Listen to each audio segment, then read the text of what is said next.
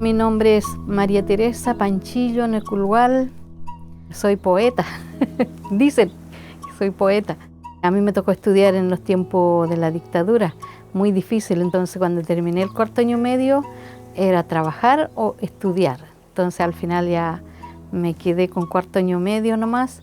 Y de a poco empecé a escribir y desafío un poco el tema de la literatura, escribir, porque además me gusta y me gustaba mucho leer todo ese tema, entonces de a poquitito me fui metiendo. En ese tiempo ya la gente salía, emigraba, las chiquillas se iban para Santiago y también estudiaban, entonces y yo quería estudiar también, en el fondo yo quise conocer el mundo de otra manera en realidad.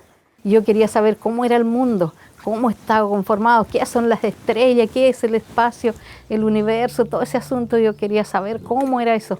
Y también en Santiago yo empecé a participar en el tema de la política, en la dictadura. Entonces nosotros participábamos fuerte, la juventud éramos muy desafiantes. Y ahí yo me di cuenta que uno podía morir en cualquier momento, en una protesta o en otra actividad. Uno podía morir, entonces me surgió esa necesidad de dejar algo, dejar dicho algo, pero en la poesía. Y ahí empecé a escribir más firme, más fuerte.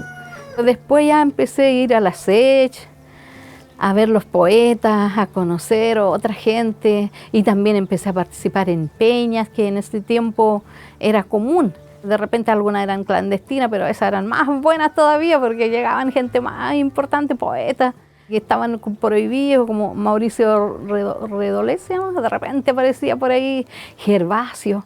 Parece que fue una vez cuando faltaban artistas para la peña y me dijeron, pero ¿por qué no leí tú? Y yo no quería, no me atrevía, pues chuta. Y me daba vergüenza porque no sabía si estaba bien lo que yo estaba escribiendo, lo que estaba haciendo. Y con la primera vez que leí, todo el mundo aplaudió, entonces ya...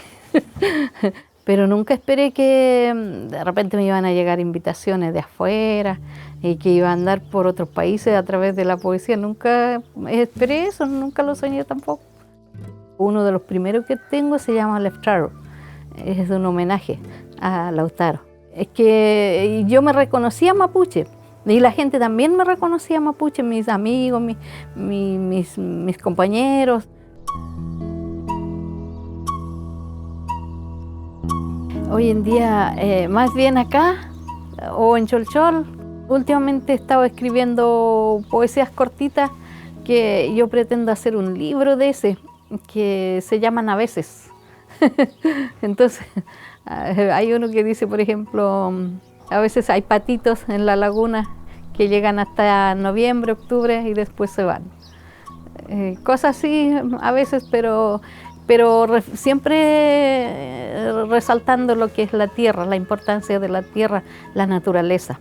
Nosotros somos la naturaleza, todo. O sea, esa es la concepción mapuche. El guaye que está ahí, por ejemplo, es un ser. A las avecitas que están cantando afuera son otros seres. Y yo soy un ser más en la naturaleza.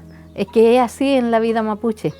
Nosotros, por ejemplo, tenemos un epeo que es el Caicay y Tren Tren, y ahí Caicay iba a terminar la gente con el agua, pero después Tren Tren nos defendió, hizo crecer los cerros, y ahí, en esa situación, nosotros los mapuches aprendimos que el agua es un ser que hay que respetarlo, que hay que tenerle el máximo de respeto, porque el agua es el que manda, el que tomó posesión. Caicay Tren Tren cuenta eso. Y nosotros aprendimos, los mapuches, los indígenas aprendimos eso, pero los occidentales nunca aprenden. Les contamos ese peo, ellos lo tienen, lo escriben, pero no aprenden. Porque son capitalistas. Entonces, lo único que quieren es la plata. Entonces, si pueden vender el agua, si pueden vender la tierra, si pueden vender, lo venden, lo privatizan y después le prohíben, la gente le miden el agua. Para nosotros no puede ser así, que no estén así midiendo el agua, que nos vengan a dejar en la semana 500 litros de agua. Nos han humillado tanto a nosotros como a la gente, a la naturaleza. Vamos quedando poco mapuche que llevamos el mapuche feyentún, le llamamos nosotros, esto de creer, de defender, de vivir con la naturaleza. Entonces aquí nosotros estamos conversando hacer un illatún aquí en la comunidad antes del eclipse, para que, no sé, por lo menos no sea tan negativo lo que pueda venir después del eclipse, que es algo de mucho respeto, no es una cuestión de turismo como lo ven los Wincas, ni mucho menos comercial. La gente antigua mapuche, cuando había eclipse, hacían illatún, la familia, cada familia en su ruca así, afuera así en la puerta, dicen que ellos hacían illatún y hacían fuego afuera también. Entonces con ese fuego hacían illatún en ese fuego para reforzar el sol y contrarrestar la energía negativa que pueda llegar. Esos relatos hay, y cantaban un illatún así cantado, que hacían la mena antigua, los viejitos. En todas partes se relata eso. Se llama, dicen, lanante, que el sol muere en ese momento, pero en otras partes, es que no en todas partes también tiene el mismo sentido a veces. Entonces, en otras partes yo he escuchado que dicen el sol y la luna se casan. Entonces, después de eso, después de ese eclipse, nacen soles nuevos, lunas nuevas, estrellas nuevas, etc.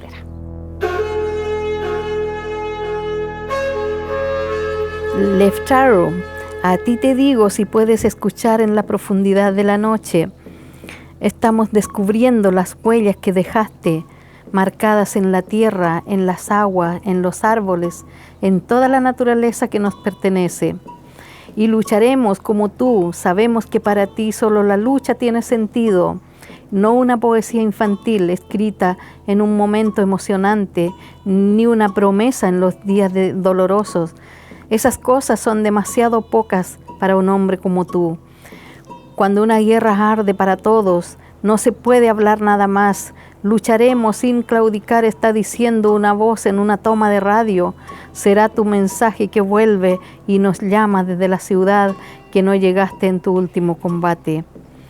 Llegará la primavera para Guaymapu, volarán las águilas veloces por el mundo, llevando mensajes de victoria a los hijos de la tierra. Sabrás, Leftaru, que las promesas estaban destinadas a cumplirse. Tendrá sentido la poesía infantil escrita con rabia en forma de panfleto. No nos vencerán, Leftaru, entonces cantaremos tu nombre, tu figura heroica, los niños te subrayarán en la historia.